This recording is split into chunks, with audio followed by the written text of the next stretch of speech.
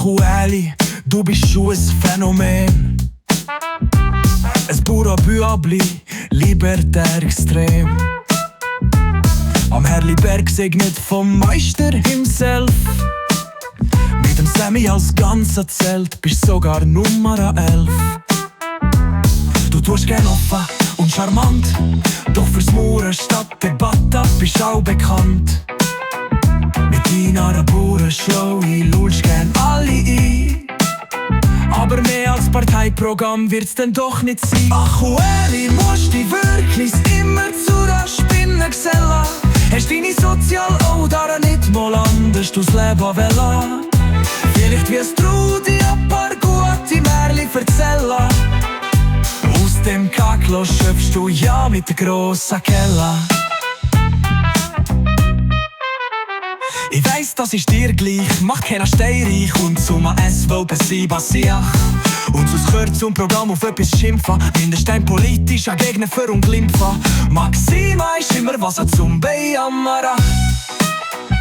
Vor allem bei niemand anderen als bei den anderen.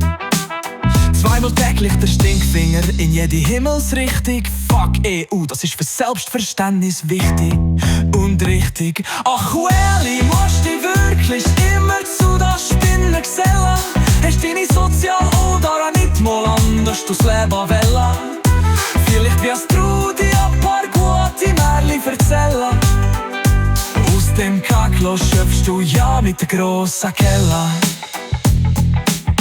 Jetzt gehst du sogar im Ausland promoten. Dort gibt's ja noch viel mehr Idioten. Auf jeden Fall haben die uns das jahrelang erzählt. Die über die Grenzen sollten nicht die hellsten vor der Welt. Vielleicht hast du auch drum dort gerade Anschluss gefunden. Die ja viel gelobte Neutralität mit frivoler Leichtigkeit überwunden. Ach Ueli, musst dich wirklich immer zu der Spinne gesellen.